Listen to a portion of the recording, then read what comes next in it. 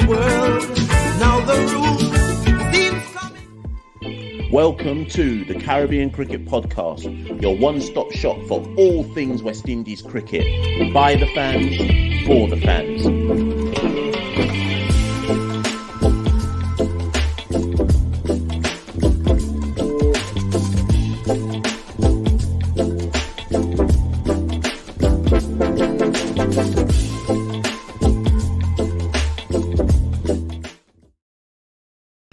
Yes. Welcome back to another episode of the Caribbean Cricket Podcast. I'm one half of the Caribbean Cricket Podcast, Machel St. Patrick Hewitt. I'm in my singlet and I'm recording a quick one, people. Do you know what? First things first, though, before I do this and before I kind of jump into it and so on and so forth, actually, let me move this mic because I've been told that I should always put the mic like this. So let me listen to the instructions of the tech guys. Like, share, subscribe, people. The World Cup, we saw our subscriber list go up massively. We're on the cusp of 10K.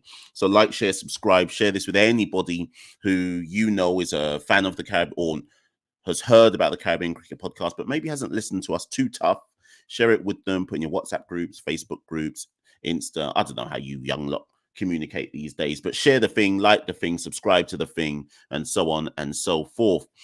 Also, before I continue, big up everybody who I met and Santoki and I met across the first 2 days of the tour match between the First Class Counties 11 and the West Indies cricket team.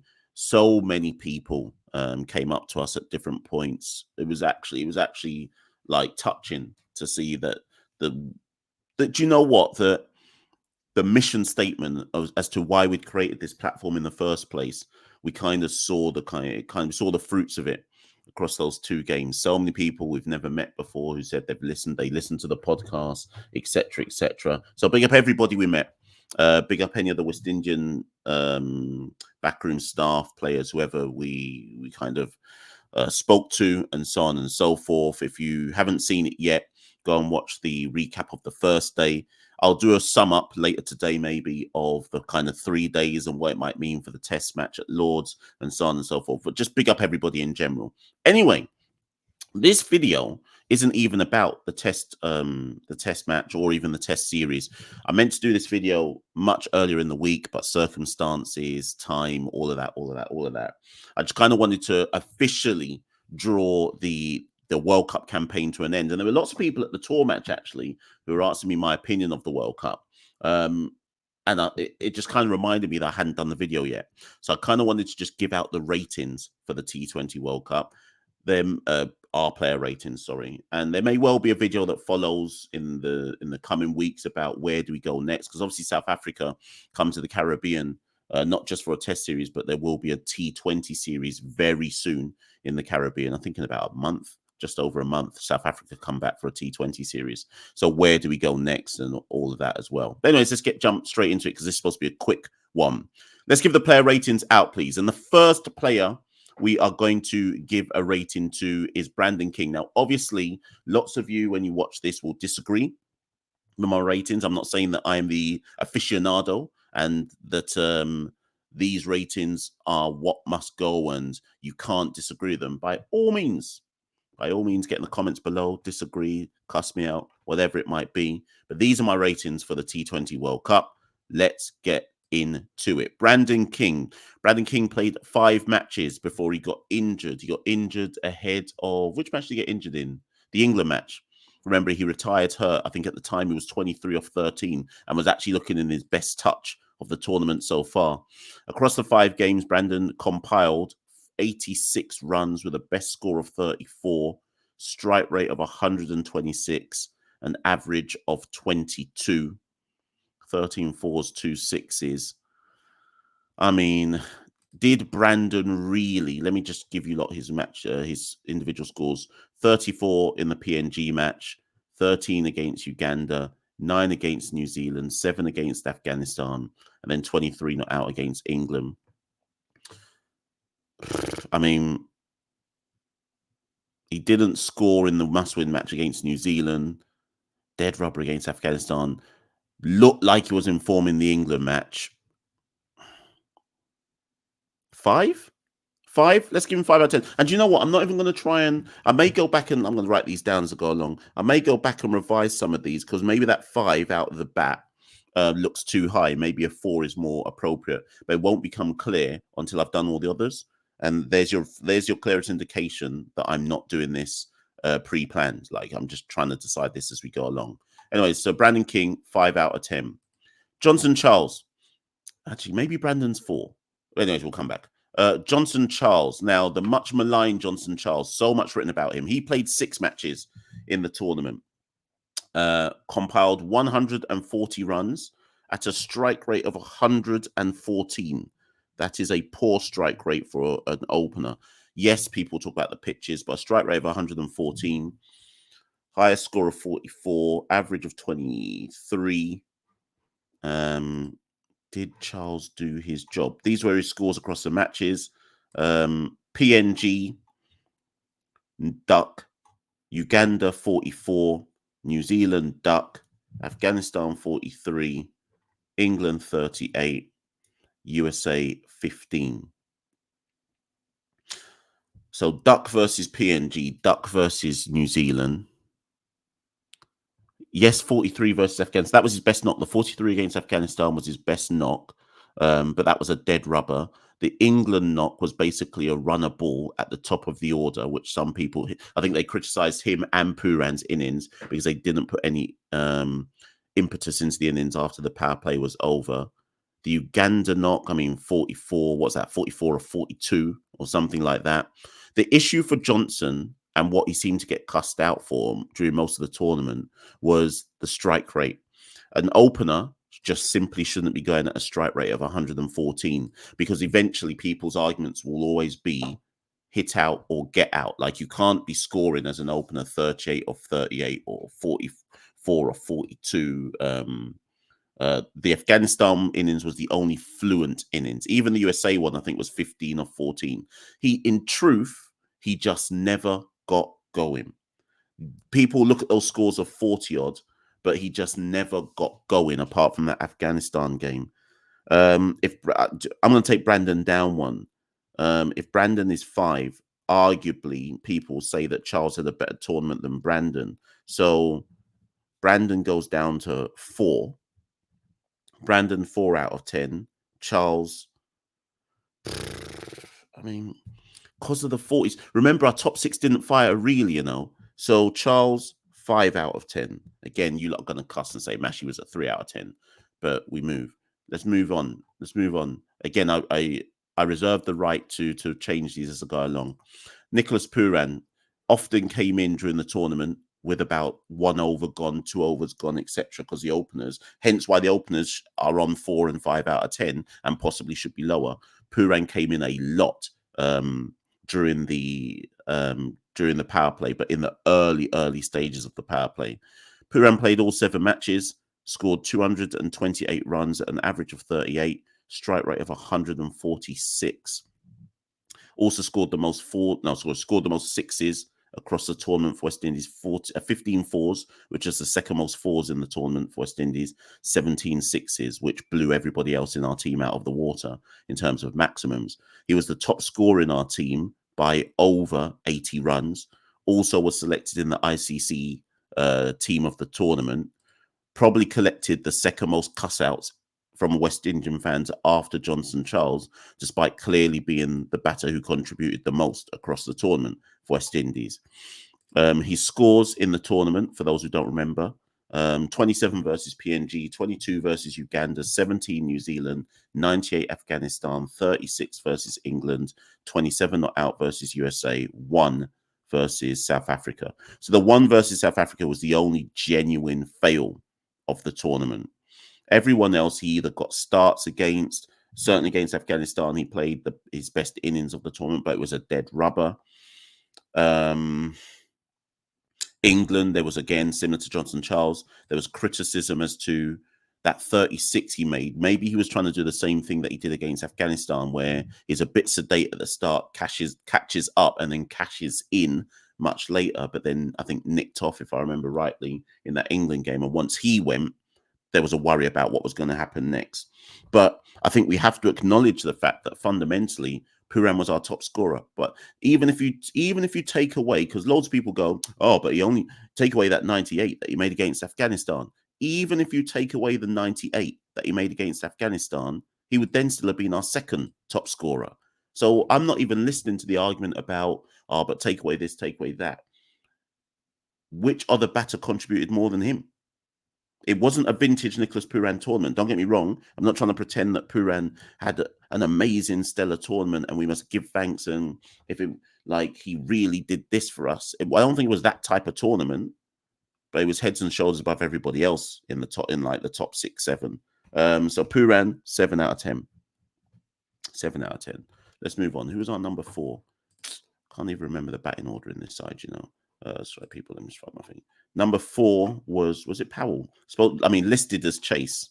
Actually, let's go to Roston Chase because technically Chase was listed at number 4, so we should probably go with Roston Chase. Okay, Roston Chase. Sorry, people. Here we go. Roston Chase up next. So Roston Chase, some people call him the MVP of our tournament. He only had 3 at bats. Played 6 matches, 3 at bats. In those 3 at bats that he had, he scored 94 runs at an average of 47, high score of 52, strike rate of 130. So again, if we go back to Chase, obviously we need to talk about what he did with the ball. But Chase's 3 at bats, 42 not out against Papua New Guinea, which basically saw us over the line when we looked like we would inexplicably struggle to beat Papua New Guinea. Duck versus New Zealand, and then 52 versus South Africa in the must-win match. He was one of the few to turn up with the bat to push us up. In fact, he got the highest score, 52 or 42 balls, which ultimately pushed us up to 135, which nearly proved to be enough. So 2 out of his 3 innings with the bat, Chase made a match-telling contribution with the bat that was better than the contribution that established batters in the top 6 were making. With the ball, he took 7 wickets for 80 across the tournament, took his wickets at the best average in the side, an average of 11, with the best economy in the side, with an average of 5.33.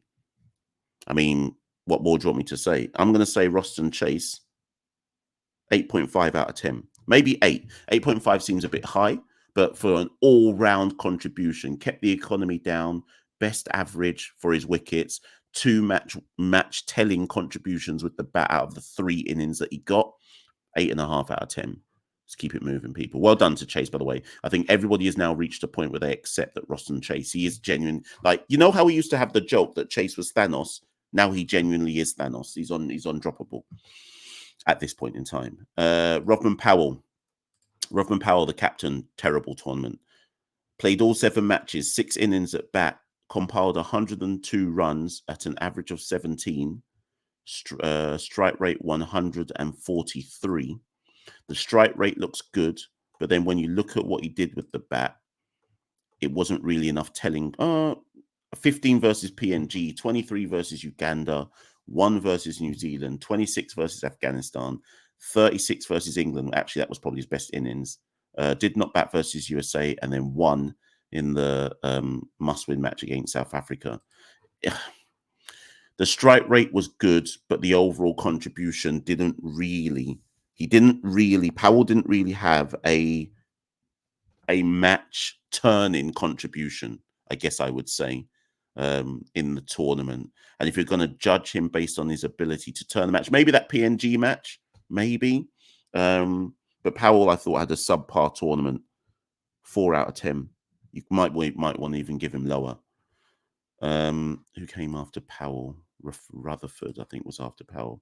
Sherfane Rutherford, 6 innings at bat, 122 runs, highest score of 68, obviously, average of 40, strike rate 148, second and third best strike rate in the team, 148. His contributions across the tournament. Let's just quickly bring up Rutherford. Bear with me, people. Here we go.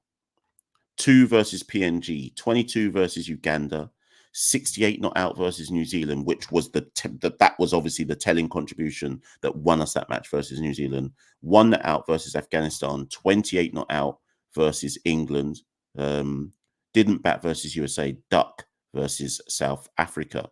That 28 not out versus England came off 15 balls. So again, he made a contribution to try and put us up to a total that gave us something to defend versus England.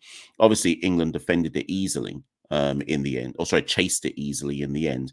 But I think that 28 not out of 15, the 68 not out of 30-something versus New Zealand were batting performances that were, generally speaking, heads and shoulders above a lot of what the rest of the batters did in our side. So Sherfane, Pooran got 7.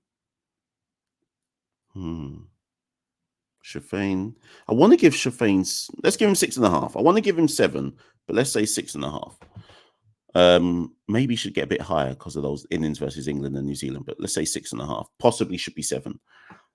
After Sherfane, we go to Andre Russell. Andre Russell, again, all-round contribution now with the bat, 6 innings at bat, 78 runs made, 26 average, strike rate 166. Let me just see Dre's innings in the tournament. So Dre's innings in the tournament, remember, he came number 7, so didn't often have a chance back. 15 not out versus PNG, 30 not out versus Uganda, 14 versus New Zealand, 3 not out versus Afghanistan, 1 versus England, 15 versus South Africa, did not bat versus USA. So I think for Dre, the issue with Dre was the 2 matches where we really needed to show up, where really, because he started strong, 50 not out versus PNG at the back end to get us a win against PNG, 30 not out versus Uganda. Again, these are associate sides though. Some big 6s in that 14 against New Zealand, which ultimately proved to be crucial in our win. But the 1 versus England and the 15 versus South Africa, we needed better than that in those must-win matches. But again, in defense of Dre, it shouldn't have had to come down to him to try and do that, right, at number 7. With the ball, he was our second best bowler. Andre Russell, 11 wickets across the tournament at an average of 13, economy 6.99. So with the ball is where Dre really showed up. Really showed up with the ball and was far more consistent than I thought people thought he would be. So because of his contributions with the ball, he's got to be 7 out of 10. Got to be 7 out of 10 because of the contributions with the ball. Romario Shepherd. So Shepherd obviously had to leave the tournament midway through due to the birth of his child, and then came back, looked out of sorts in the game he came back for, and then wasn't picked for the final game of the competition that we played. So Romario had 3 at bats, scored 23 runs, average of 23, strike rate of 92. Given he's number 8 and what he's known for with the bat, didn't really show up with the ball. 2 wickets in the tournament for 109 runs, average of 55, economy of 11. Obviously, that last match that Shepherd played against England, he was down horrendous, went for that 30 runs at the back end. People have always said why we persisted with this notion that Romario should bowl at the death. 0 for 41 versus England, 0 for 36 versus New Zealand. He didn't really show up with the bat. Maybe you can say he didn't have a chance to.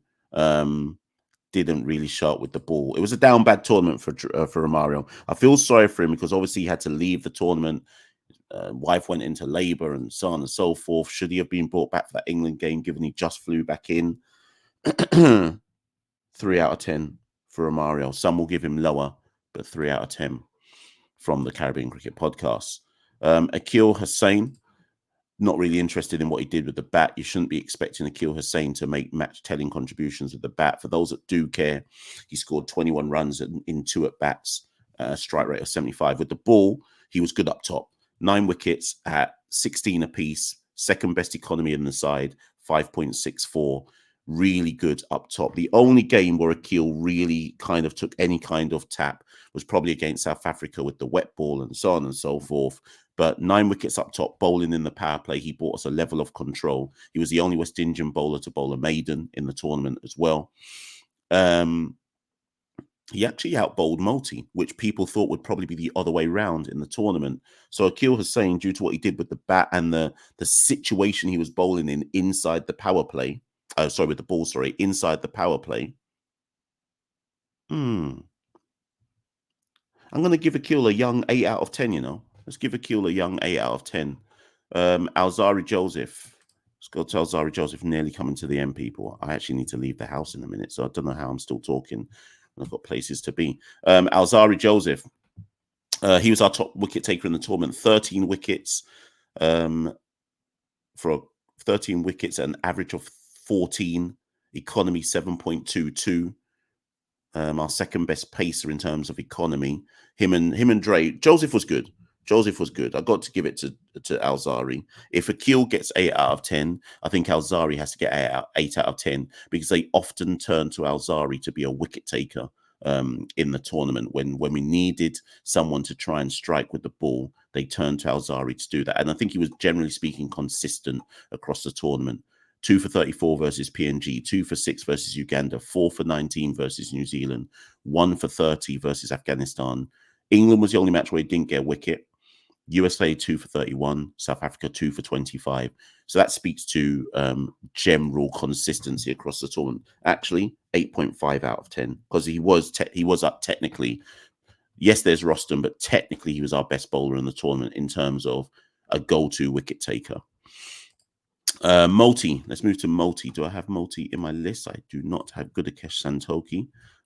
So Gudakesh Motie. Let's go to him. So Motie. This is going to upset a few people. I thought Motie was ever so slightly. He was par, sorry. He wasn't under par. Motie was par only because he set such high standards that you kind of expect Motie, and that's not his fault, but you kind of expect him to be a match winner now in all situations, and he just wasn't at all times in this tournament. Still bowled well. Don't get twisted. Still bowled well, but he just wasn't a match winner at all stages in this tournament. Did bring us some control in the middle overs, like Akeal. The one game where he got some tap was the South Africa game at the back end, which was unfortunate. But 8 wickets at 19 apiece, economy 7.09. So it wasn't like, what am I saying? It wasn't like he was bad. It's just that we've now expect Motie to, unfortunately for him, I think a lot of people expect him to be a match winner in most situations. Wasn't as good as Akeal. So what do we give Motie? 7.5 out of 10. Let's give Motie 7.5 out of 10. And then the 2 players who got a goal at the back end, because it was more or less the same. There was Shai Hope as well, sorry. Shai Hope got brought in. Let's go to Hope. Hope got brought in for 3 matches. He played the game against Afghanistan, replaced Charles against USA. No, I can't remember. Anyways, he played against Afghanistan, if I remember rightly, played against USA, and then played the last match against South Africa.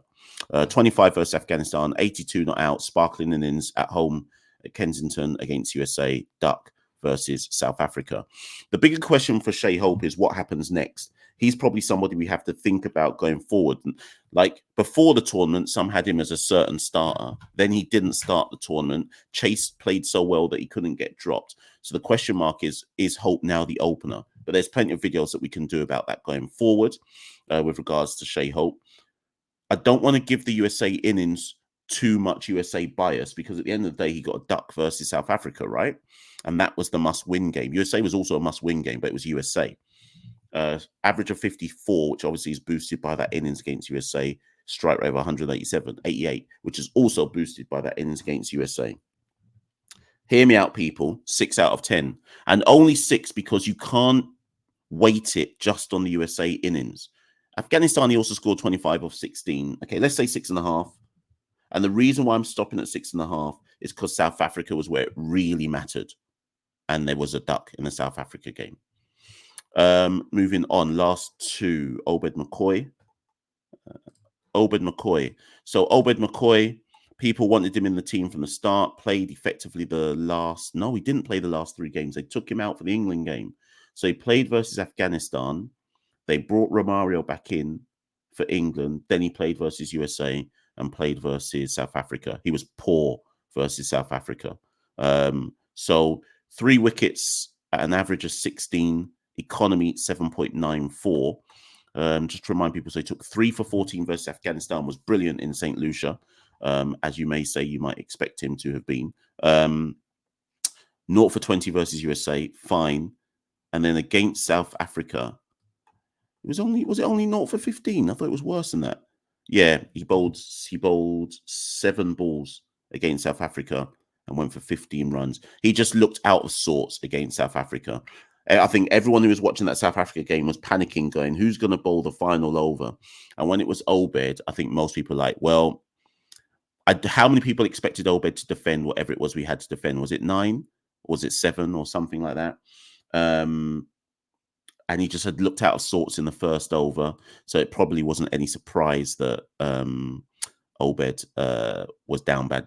Sorry, it wasn't any surprise that he couldn't defend it in the final over. But generally speaking, he was all right. 6 out of 10. No, 3 versus 14. Yeah, 6 out of 10. 6 out of 10. And then lastly, Kyle Mayers, final player. Kyle Mayers, where is Kyle Mayers in my list? So Kyle Mayers, they flew in. He was always a reserve. Brandon King got injured. They flew Kyle Mayers in.